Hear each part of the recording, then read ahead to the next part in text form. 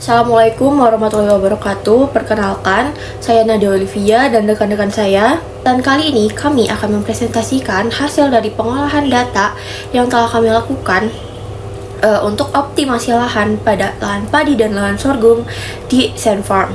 Untuk yang pertama itu ada melakukan pengumpulan data dari hasil observasi yang kami lakukan di Sand Farm yang tentang lahan padi dan lahan sorghum. Yang pertama itu ada kami mengambil data luas lahan total yang tersedia di Sand Farm, terus luas lahan padinya berapa, luas lahan sorghumnya berapa, lalu produksi per hektarnya mulai produksi sorghum dan produksi padi itu berapa, harga jual dari padi dan sorghum per ton atau per kilonya itu berapa, dari biaya produksinya juga per hektar dan dari padi dan sorghum itu berapa, jumlah tenaga kerja yang tersedia, lalu tenaga kerja yang dibutuhkan untuk 1 hektar padi atau sorghum itu berapa, terus yang terakhir itu ada ketersediaan air atau batas dari irigasi, misalnya sorghum memerlukan air berapa, terus untuk padi itu butuh airnya seperti apa. Itu untuk pengumpulan data yang telah kami lakukan. Selanjutnya ini itu ada linear programming yang merupakan metode utama dari penelitian ini. Yang pertama itu ada variabel keputusannya yang dimana ada data lahan dan data harga jual yang isinya itu ada 13 hektar dari luas lahan keseluruhan Sand Farm, terus luas lahan padinya 5 hektar, luas lahan sorghumnya 1 hektar. Terus buat untuk data produksinya itu,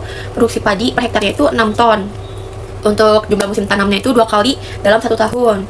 Dan untuk produksi sorghumnya itu per hektar 3,5 ton yang berupa bulir kering. Lalu dikonversi menjadi beras itu sebanyak 90%.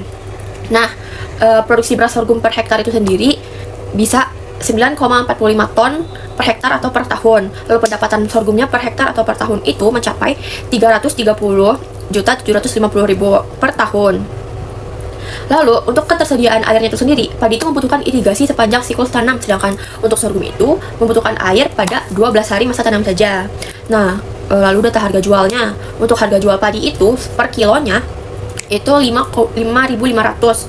Nah, untuk per tonnya itu 5.500.000, sedangkan untuk harga jual sorghum per kilonya itu di 35.000 per kilo. Nah, untuk 1 tonnya berarti 35 juta per ton. Dari data biaya produksinya itu biaya produksi padi per tahun itu 6 ton, lalu 12 ton per tahun. Lalu biaya produksi sorghum itu sendiri 15 juta per hektar atau per tahun. Itu untuk masa panen 3 kali. Untuk tenaga kerjanya untuk budidaya itu 2 orang, produksi beras itu 2 orang, dan total yang dibutuhkan itu 4 orang. Nah, untuk di selanjutnya itu kita masuk ke metode alternatif QSPM atau Quantitative Strategic Planning Matrix. Nah, yang pertama itu ada matriks internal factor evaluation-nya atau IFE. Nah, matriks internal factor evaluation ini disusun berdasarkan kondisi internal dari Sand Farm, lalu yang diperoleh dari hasil observasi di lapangan, wawancara dengan pengelolanya, terus studi dokumen Sorghum Center Indonesia. Nah, faktor internal ini sendiri itu mencakup kekuatan dan kelemahan dalam pengolahan lahan padi maupun lahan sorghum. Kekuatannya itu meliputi ketersediaan lahan yang terintegrasi, adaptabilitas tanaman sorghum, keberagaman produk olahan, serta dukungan fasilitas riset dan mini plan. Sementara itu, kelemahannya itu meliputi pemanfaatan lahan yang belum optimal, keterbatasan tenaga kerjanya atau SDM-nya, terus fasilitas pengeringannya itu masih terbatas. Greenhouse-nya untuk penyimpanannya juga masih terbatas, serta sistem pengolahan lahannya itu masih belum berbasis perhitungan. Jadi setiap faktor diberi bobot dan rating untuk memperoleh nilai matriks IFE. Selanjutnya itu adalah kita melakukan perancangan proses, di mana perancangan proses ini menggunakan metode salah satunya QSPM, Quantitative Strategic Planning Matrix. Nah, di QSPM ini menggunakan analisis SWOT ini, kita menganalisis secara IFE dan EFE. IFE ini adalah Internal Factor Evaluation. EFE yaitu External Faktor evaluasinya. IFE ini tentu saja menganalisis kondisi internal dari Sand Farm Ujung Berung yang diperoleh melalui observasi lapangan, wawancara dengan pengelola, dan studi dokumen yang ada di Sorghum Center Indonesia. Nah, faktor internal ini mencakup kekuatan dan kelemahan. Nah, kekuatan dan kelemahan ini menjadi input untuk kita menghitung jumlah, bobot, rating, dan skor. Nah, di sini terdapat data dan sejumlah perhitungan. Nah, sejumlah perhitungan ini dari kekuatan, yaitu yang ada di Sand Farm ini ada ketersediaan lahan, pertanian yang luas, dari irigasi, sorghum adaptif terhadap lahan kering dan marginal, produk sorghum beragam bisa menjadi beras, tepung, gula, briket, terus tersedianya fasilitas riset dan mini plan, dan lahan padi memiliki irigasi yang mendukung produksi. Nah, dari kelemahan yang terdapat di Sand Farm ini, di IFE ini, di internalnya, yaitu ada banyak lahan belum dimanfaatkan secara optimal, keterbatasan SDM terampil, kapasitas greenhouse, pengering sorghum terbatas, pengelolaan lahan belum berbasis optimasi, biaya produksi padi relatif tinggi.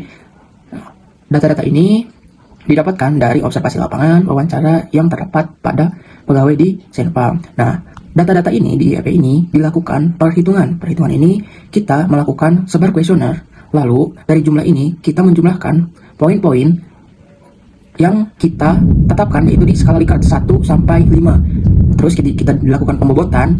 Nah, terus ketika kita melakukan pembobotan, kita melakukan perhitungan rating. Rating itu kita perhitungan dari jumlah dibagi dengan jumlah responden yang ada.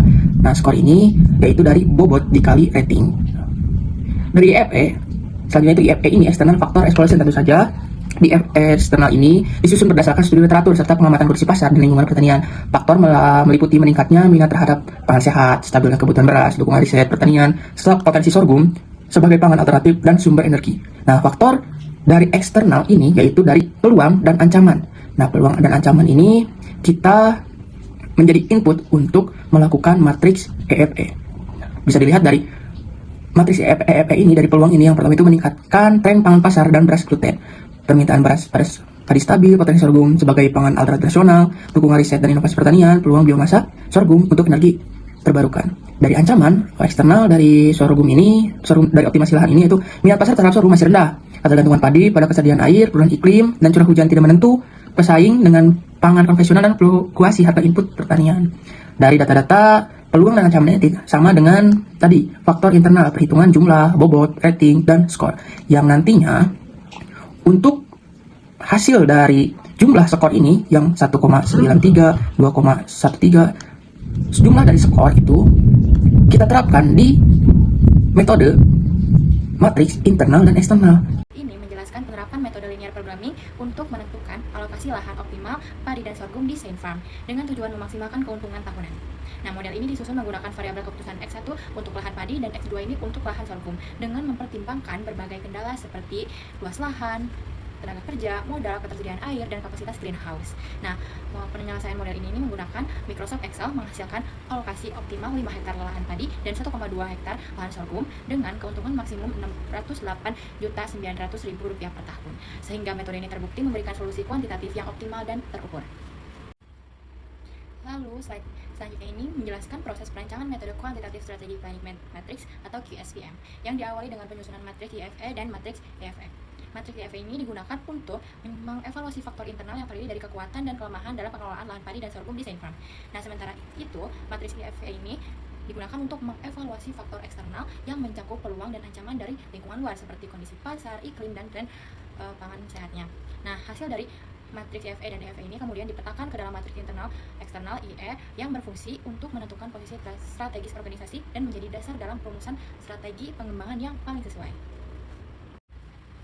Nah, selanjutnya, berdasarkan hasil pemetaan matriks internal dan eksternal ini atau IE, diperoleh skor total sebesar 4 yang menempatkan Saint Farm pada kuadran ke-1, yaitu area berwarna hijau. Posisi ini menunjukkan bahwa organisasi memiliki kondisi internal yang kuat serta lingkungan eksternal yang mendukung, sehingga berada pada situasi strategis yang menguntungkan. Nah, strategi yang direkomendasikan pada kuadran ini adalah Grow and Build, yang berfokus pada pertumbuhan dan pengembangan usaha. Nah, implementasi strategi tersebut dapat dilakukan melalui peningkatan skala usaha, pengembangan produk turunan sorghum, serta optimalisasi pemanfaatan sumber daya lahan dan fasilitas. Dengan strategi Grow and Build ini diharapkan Saint Farm mampu meningkatkan daya saing, keberlanjutan usaha, serta mendukung pengembangan pertanian berbasis riset dalam jangka panjang. Matriks internal dan eksternal. Matriks internal dan eksternal ini bertujuan untuk kita mengetahui apakah ketika penelitian dan optimasi lahan ini akan ditumbuh dan dikembangkan atau dijaga dan dipertahankan dan dijual atau diinvestasi. Di sini terdapat 9 kuadran matriks internal eksternal. Dan hasil dari internal dan eksternal ini, dari optimasi lahan ini, yaitu di angka 4, yang artinya tumbuh dan kembangkan. Dari hasil pemetaan matriks internal eksternal menunjukkan skor total 4 yang menempatkan organisasi pada kuadran 1, hijau, menandakan kondisi internal yang kuat dan lingkungan eksternal yang mendukung. Posisi ini menunjukkan situasi strategis yang menguntungkan, sehingga strategi yang direkomendasikan adalah Grow and Build, melalui peningkatan skala usaha, pengembangan produk dan optimasi pemenuhan sumber daya untuk memperkuat daya saing dan keberlanjutan jangka panjang. Nah, di sini juga bukan untuk penginputan QSPM ini, kita melakukan matriks SWOT. Matriks SWOT ini untuk kita membuat strategi-strategi dari internal dan eksternal, yaitu dari kekuatan, ancaman, peluang, dan kelemahan. Yang nantinya hal internal, kekuatan itu disandingkan dengan peluang. Sedangkan untuk kelemahan disandingkan dengan ancaman, saling berkaitan. Nah, strategi ini dimunculkan melalui kaitan-kaitan kelemahan dengan ancaman, peluang dengan kekuatan. Lalu di QSPM ini dilakukan penilaian dari internal Saint Farm, yaitu dari Bapak IP untuk dari pihak Senpamnya dilakukan penilaian strategi untuk dilakukan penilaian total activity score, yang dimana hasil strategi dari QSPM ini terdapat perencanaan produksi yang paling tinggi nilainya perencanaan produksi diperbaiki agar lebih dapat terdapat perubahan iklim dan ketidakpastian curah hujan. Hal ini, hasil strategi ini merupakan output dari metode QSBM. Di mana validasi perancangan ini bertujuan untuk menilai kesesuaian hasil optimasi dengan kendala sistem serta konsistensi antara perhitungan matematis dan strategi bisnis. Nah, di sini terdapat dari hasil validasi yang kami ambil, yang kami sajikan, terdapat dari kendala modal, kemudian nilai hasil optimasi, kemudian batasan sistem, kemudian status. Nah, di sini terdapat dari kendala modal. Yang pertama ada luas lahan total 6,2 hektar dengan batasan sistem lebih kecil dari 13 hektar. Nah, status dari rancangan ini memenuhi. Kemudian yang kedua ada lahan minimum padi, yang dimana terdapat dari nilai hasil optimasi yaitu 5 hektar, kemudian batasan sistemnya itu lebih besar dari 5 hektar. Nah, status tersebut adalah memenuhi. Kemudian dari validasi kesesuaian hasil LP dan QSPM, yang dimana terdapat aspek-aspek gitu. Yang pertama ada aspek fokus, output, sorghum, kemudian tujuan. Nah, aspek tersebut ini nantinya akan dibandingkan dengan ataupun diuji kesesuaian dari hasil linear programming serta dengan QSPM. Nah, yang dimana aspek-aspek tersebut mencakup dari fokus, output, sorghum, tujuan. Kemudian di linear programming itu fokus kami itu adalah pengoperasionalan dari si lahan tersebut. Kemudian terdapat dari aspek fokus QSPM ini terdapat dari strategis yang nantinya kita akan ambil, yang dimana yang kami ambil ataupun yang kami highlight, yang fokuskan itu yaitu dari si strategi bisnis dari si luas tanaman sorghum. Nah, kesesuaian ini adalah kesesuaian dengan selaras. Nah, serta dari aspek output linear programming itu terdapat alokasi lahan optimal. Dibandingkan dengan QSPM ataupun kesesuaian dari QSPM, ini adalah strategi prioritas yang nantinya kita akan prioritaskan dari alokasi lahan yang nantinya akan kita ambil, yaitu sorghum. Nah, kesesuaian yang itu adalah selaras. Kemudian aspek selanjutnya adalah aspek sorghum. Nah, aspek sorghum dari linear programming itu menunjukkan bahwasanya meningkatkan alokasi lahan. Nah, kemudian di QSPM adalah strategi pengembangan. Nah, nantinya di QSPM ini nantinya bagaimana pengembangan yang nantinya akan kami lakukan dari si sorghum tersebut. Nah, kemudian dari kesesuaiannya ataupun dari kesesuaiannya yaitu konsisten. Selanjutnya dari aspek si tujuan. Aspek tujuan dari linear programming yaitu keuntungan maksimum. Kemudian di metode QSPM itu adalah keberlanjutan usaha, yang nantinya sorghum ini akan dikembangkan si produk usahanya. Nah, di sorghum ini tidak hanya menghasilkan dari si beras saja, tapi bisa menghasilkan seperti gula dan lain-lain. Kemudian uji kesesuaiannya yaitu mendukung. Selanjutnya ada pengukuran kerja, yang dimana pengukuran kerja ini dilakukan untuk mengevaluasi kinerja sistem pengelolaan lahan setelah diterapkan hasil perancangan yang diusulkan. Nah, nantinya ketika sudah divalidasi dari perancangan, kemudian kita memvalidasi kesesuaian hasil LP dan QSPM, itu menunjukkan bahwasanya ada pengukuran kerja yang tadi disebutkan, terdapat dari indikator, kemudian kondisi awal si Senpam ataupun SCI ini, kemudian setelah dioptimalkan ataupun setelah dioptimasi itu seperti apa, itu kemudian ada perubahan atau tidak. Nah, di pengukuran kerja ini terdapat luas sorghum, di indikator terdapat dari luas sorghum, luas padi, keuntungan tahunan, pemanfaatan lahan, kemudian tekanan air irigasi. Yang dimana indikator ini berhubungan ataupun berkesinambungan pada lahan sorghum tersebut. Yang dimana luas sorghum ini kondisi awalnya itu yaitu 1 hektar. Kemudian setelah dioptimasi itu bisa mencapai 1,2 hektar dengan perubahan itu meningkat. Kemudian indikator luas padi yaitu kondisi awal itu 5 hektar serta setelah dioptimasikan itu masih tetap berada di 5 hektar. Jadi di luas padi itu tidak bisa diubah ataupun tetap perubahannya. Kemudian di keuntungan tahunan itu di kondisi awal itu kurang lebih 480 juta ribu rupiah. Kemudian setelah dioptimasi itu kurang lebih kita menghitung dengan pendapatan yaitu 608.900 juta rupiah. Dengan perubahan yang signifikan dari pengukuran kerja tersebut. Kemudian dari pemanfaatan lahan, yang dimana pemanfaatan lahan yang dari awalnya itu ataupun kondisi awalnya belum optimal, setelah kami optimasi ataupun setelah kami dirancangkan, yaitu dari pemanfaatan lahan tersebut adalah lebih efisien ataupun nantinya di perubahan tersebut itu adalah membaik. Nah, kemudian di tekanan air irigasi yang tadinya itu berjauhan. Nah, nantinya indikator tekanan air irigasi ini dengan kondisi awal yang tinggi, setelah kami optimalkan yaitu lebih seimbang. Nah, nantinya itu bisa teralurkan ataupun tersampaikan ke produk ataupun ke lahan sorghum tersebut. Nah, dengan perubahan itu menurun. Nah, kemudian pengukuran efisiensi sumber daya. Nah, yang tadi telah disebutkan, kami sudah membahas terkait dari indikator yang kami teliti, kemudian terkait dari pengukuran sumber daya manusia. Nah, yang di sini adalah sumber daya tersebut mencakup dari tenaga kerja, kemudian modal produksi, air irigasi, kemudian greenhouse dengan kondisi kemudian status yang berbeda. Nah, di sumber daya itu terdapat dari tenaga kerja, yang dimana kondisi tersebut adalah dalam kapasitas ataupun mencukupi ataupun dengan kondisi pada tenaga kerja itu dalam kapasitas yang tercukupi dengan status efisien. Kemudian modal produksi itu terdapat dari kondisi tidak melebihi batas ataupun efisien. Kemudian air irigasi lebih terkendali dan statusnya adalah efisien, serta greenhouse tidak overload serta aman. Nah, berdasarkan tadi hasil pengukuran kerja yang disajikan pada tabel yang kami sampaikan terkait dari hasil perancangan ini mampu meningkatkan kinerja pengolahan lahan di Sorghum Center Indonesia, yang dimana peningkatan alokasi lahan sorghum ini memberikan dampak positif terhadap peningkatan keuntungan tahunan sekaligus meningkatkan efisiensi pemanfaatan sumber daya seperti tenaga kerja, modal produksi, serta dan air irigasi. Nah, bahwasannya hal ini menunjukkan bahwa perancangan tidak hanya menguntungkan secara finansial ataupun tetapi juga pengukuran kerja ini bisa mengefektifkan dan ataupun mengefisiensi dan realistis untuk diterapkan nantinya. Ada pemilihan rancangan terbaik. Pemilihan rancangan terbaik ini dilakukan untuk menentukan alternatif perancangan yang paling optimal dan sesuai dengan tujuan penelitian yang telah dilakukan di Senfam. Proses pemilihan ini mempertimbangkan beberapa aspek, yaitu ada aspek kuantitatif, strategis, tingkat kebagusan, serta keberlanjutan pengelolaan lahan di seluruh Indonesia yang dapat di ujung berbagai. Perbandingan antar alternatif rancangan bisa dilakukan tabel berikut. Yang pertama, ada kriteria kualitatif dengan pemilihannya sangat kuat. QSPM-nya sedang. Lalu kombinasi LP dan QSPM-nya sangat kuat. Lalu yang kedua ada strategis. Untuk tingkat programming terbatas, QSPM-nya sangat kuat. Lalu kombinasi LP dan QSPM-nya sangat kuat. Lalu ada aplikatif. Tingkat programmingnya tinggi, QSPM-nya tinggi, kombinasi LP dan QSPM-nya pada optimal. Lalu ada keberlanjutan. Untuk tingkat programming sedang, lalu QSPM-nya tinggi, kombinasi LP dan QSPM-nya tinggi. Lalu yang terakhir ada keputusan. Untuk tingkat programming itu operasional, QSPM material, kombinasi LP dan QSPM belum. Lalu ada selanjutnya rancangan terpilih. Pada rancangan terpilih ini ada dua kolom tabel. Yang pertama ada komponen dengan rancangan terbaik kombinasi LP dan QSPM. Lalu metode menggunakan kombinasi LP dan QSPM. Lalu ada alokasi padi, rancangan terbaiknya 5 hektar. Lalu alokasi sorghum, rancangan terbaiknya 1,5 hektar. Lalu keuntungan rancangan terbaiknya yaitu dengan jumlah 608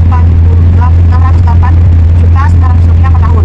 Lalu yang terakhir ada orientasi, yaitu rancangan terbaiknya optimal dan berkelanjutan. Berdasarkan hasil perbandingan alternatif rancangan yang disajikan pada tabel pemilihan rancangan terbaik, dapat disimpulkan bahwa kombinasi metode linear programming dan kuantitatif strategi planning matrix atau QSPM merupakan rancangan yang paling optimal untuk diterapkan di seluruh desain Indonesia. Rancangan ini mampu mengintegrasikan hasil optimasi kuantitatif dalam penentuan kesalahan dengan mempertimbangkan strategis yang memperhatikan faktor internal dan eksternal organisasi. Lalu yang terakhir kesimpulan.